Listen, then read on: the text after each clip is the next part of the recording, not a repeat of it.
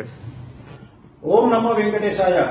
General గా నేను జాతకాలు చెప్పేటప్పుడు దేశ కాలమాన పరిస్థితులను అని చెప్తా ఉంటా.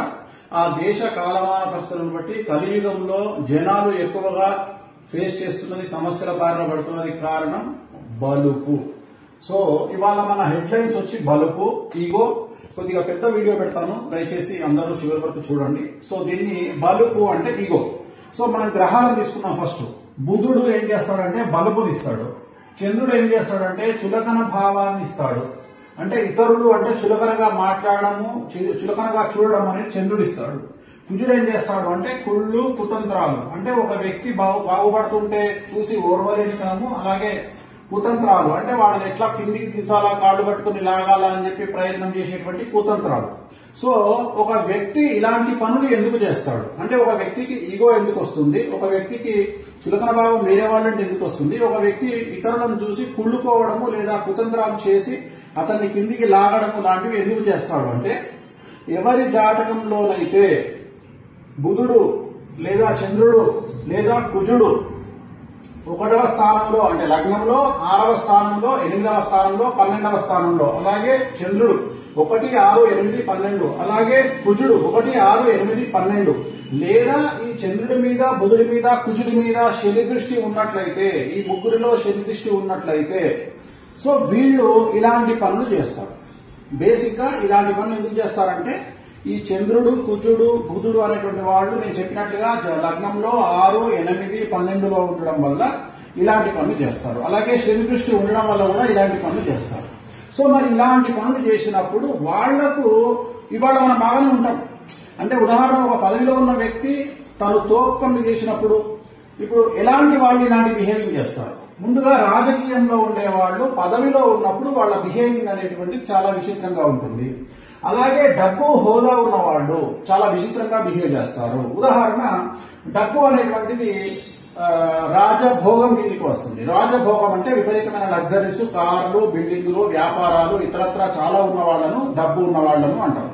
అలాగే హోదా ఉన్న వాళ్ళు, దీంట్లో బ్యూరోక్రాట్లు, ఐపీఎస్లు, ఐఏఎస్లు, ఎంఆర్ఓలు, ఆర్డీఓలు, జాయింట్ కలెక్టర్లు, లేదా ఇన్కమ్ ట్యాక్స్, సిబిఐ అలాంటి వాటిల్లో పనిచేసే వాళ్ళు, వీళ్ళందరూ కూడా దీని కిందకి వస్తారు. అంటే హోదా అంటారు దాన్ని.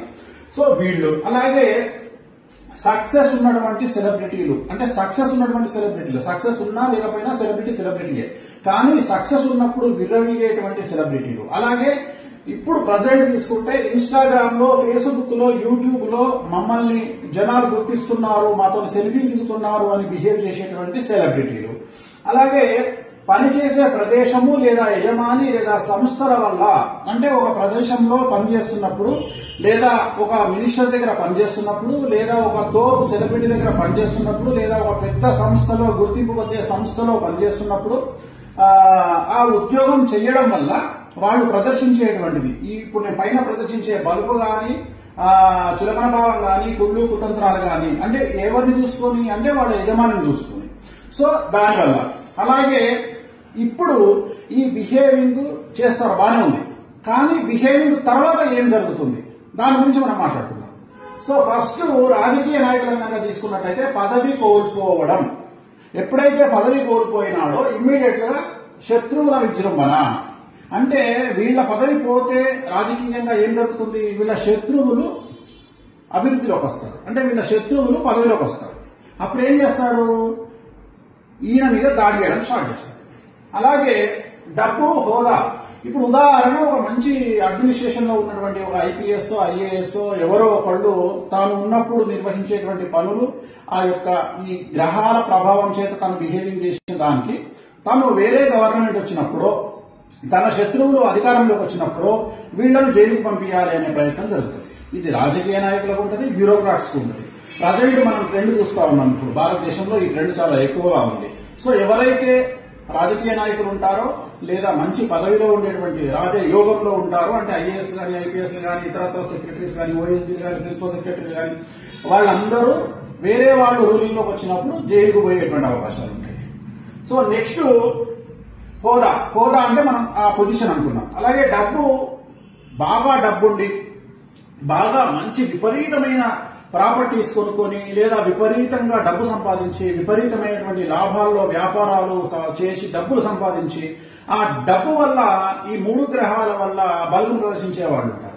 వాళ్ళ జాతకంలో సడన్ గా వాళ్ళు సంపాదించిన ప్రాపర్టీస్ కోల్పోవడము, లేదా ఇన్కమ్ ట్యాక్స్ రైట్స్ జరిగి, లేదా సిబిఐ రైడ్లు జరిగి, లేదా ఈడీ రైడ్లు జరిగి ప్రాపర్టీస్ సీజ్ అవ్వడము, బ్యాంకులు సీజ్ అవ్వడము, అకౌంట్లు సీజ్ అవ్వడము, అలాగే సడన్ గా ఫ్యామిలీ అంతా వెళ్తుంటే యాక్సిడెంట్ లో చనిపోవడము, లేదా సడన్ గా ఫ్యామిలీలో ఆర్థిక పరమైనటువంటి కొట్లాటలు జరిగి తోబుట్టువులు, బంధువులు ఇలాంటి వాళ్ళు కేసులు వేసి న్యాయపరమైనటువంటి వ్యవహారాలు ఎదుర్కోవడము, అలాగే మంచిగా నడిచేటువంటి వ్యాపారం సడన్ గా, అంటే ఉదాహరణ సంవత్సరానికి 100 కోట్ల టర్న్ ఓవర్ అయ్యేటువంటి వ్యాపారం సడన్ గా డబల్ డిజిట్ కు పడిపోవడం, అంటే బిలో 100 కోట్లలోకి పడిపోవడము, ఇలాంటి సమస్యలన్నీ ఎదురవుతాయి.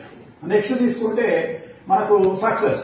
సో ఈ సక్సెస్ ఏంటి అంటే ఈ సెలబ్రిటీ స్టేటస్. ఈ సినిమా హిట్ ఉన్నప్పుడు ఒకలాగా బిహేవ్ చేస్తారు, సినిమా హిట్లు అయిపోయిన తర్వాత ఒకలాగా బిహేవ్ చేస్తారు. సినిమా హిట్లు అయిపోయినప్పుడు రెచ్చిపోతారు, సినిమా హిట్లు లేనప్పుడేమో డిప్రెషన్ లోకి వెళ్ళిపోతారు, రూమ్ లో నుండి బయటికి రారు. అలాగే నెక్స్ట్ సెలబ్రిటీ, ఇన్స్టాగ్రామ్ కానీ, యూట్యూబ్ కానీ, ఫేస్బుక్ కానీ, వీళ్ళకి ఏంటంటే సెల్ఫీలు ఇస్తే చాలు, సో రచ్చరచ్చ. సో వీళ్లలో ఎప్పుడు సడన్ గా వీళ్ళకున్న ఫేమ్ తగ్గిపోవడం, వీళ్ళ అకౌంట్ క్లోజ్ అవడం, ఉదాహరణ ఇన్స్టాగ్రామ్ అకౌంట్ పోయింది, యూట్యూబ్ అకౌంట్ పోయింది, ఇలాంటి అకౌంట్ పోయినప్పుడు వీళ్ళు సమస్యల బారిన పడడం, అంటే వీళ్ళకు వచ్చే ఇన్కమ్ సోర్స్ తగ్గిపోతుంది. యూట్యూబ్ లో పెట్టే కంటెంట్ ఎప్పుడైతే పెట్టలేరో తగ్గిపోతుంది. అలాగే ఎక్కువగా సెలబ్రిటీలు బయటకు వచ్చినప్పుడు ఏమైందంటే మీడియా అటెన్షన్, జనాల అటెన్షన్ వాళ్ళ మీద ఉండి వాళ్ళ మీద లేనిపోయినటువంటి ప్రాపగండా జరిగి, నెగిటివ్ ప్రాపగండా జరిగి, దాన్ని కొంతమంది ఎదుర్కొని తలెత్తుకొని ఫైట్ చేసి బయటకు వచ్చేవాళ్ళు ఉంటారు, కొంతమంది డిప్రెషన్ లోకి వెళ్ళేవాళ్ళు ఉంటారు. సో దానివల్ల డిప్రెషన్ లోకి వెళ్ళడము.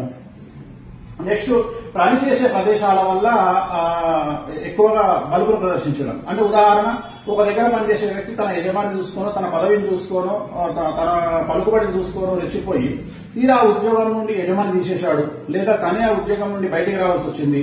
సో ఉద్యోగం లేకపోతే తన పరిస్థితి ఏంటి? సో తను ఎవరెవరినైతే బాధించాడో వాళ్ళందరూ టార్గెట్ చేసే అవకాశం ఉంది. సో ఆ ఉద్యోగం లేకపోవడం వల్ల ఫైనాన్షియల్ ఇబ్బందులు ఎదుర్కొనే అవకాశం ఉంది, సమాజంలో 10 మంది దాడి చేసే అవకాశం ఉంది. సో ఇవన్నీ, ఈ సమస్యలన్నీ వీళ్ళు ఎందుకు బిహేవ్ చేస్తారో అనేది మనం చెప్పుకున్నాం. ఎప్పుడు వస్తాయి సమస్యలు అనేది మాట్లాడుకుందాం. సో మన జాతకం బాగున్నప్పుడు మనం బిహేవ్ చేస్తాం. ఉదాహరణ గురు మహర్దశ, శుక్ర మహర్దశ, రవి మహర్దశ, చంద్ర మహర్దశ, సో ఇవన్నిట్లలో యోగించినప్పుడు, కొన్నిసార్లు శని మహాదశ, ఇవన్నీ యోగించినప్పుడు మనము రెచ్చిపోతాం. అంటే ఉదాహరణ మనకు నెలకు 5 లక్షలు వస్తుంది కదా అని చెప్పేసి మనం ఏం చేస్తాము, 5 లక్షలకు సంబంధించిన ఇన్స్టాల్మెంట్లు అన్ని పెట్టుకుంటాం, కమిట్మెంట్లు. సడన్ గా మన ఉద్యోగం పోయింది. ఏంది పరిస్థితి? 5 లక్షల రూపాయలు రావడం ఆగిపోయింది. ఏంది పరిస్థితి? ఫైనాన్షియల్ గా మనం ఇన్స్టాల్మెంట్ కట్టలేదు. మనం తీసుకున్నటువంటి వాటికి, ఉదాహరణ కారు, ఇల్లు, ఇతరత్ర అవన్నీ స్టక్ అయిపోతాయి. అలాగే మన దగ్గర 10 కోట్లు ఉంటే మనం 20 కోట్ల వ్యాపారం చేయడానికి ప్రయత్నం చేస్తాం.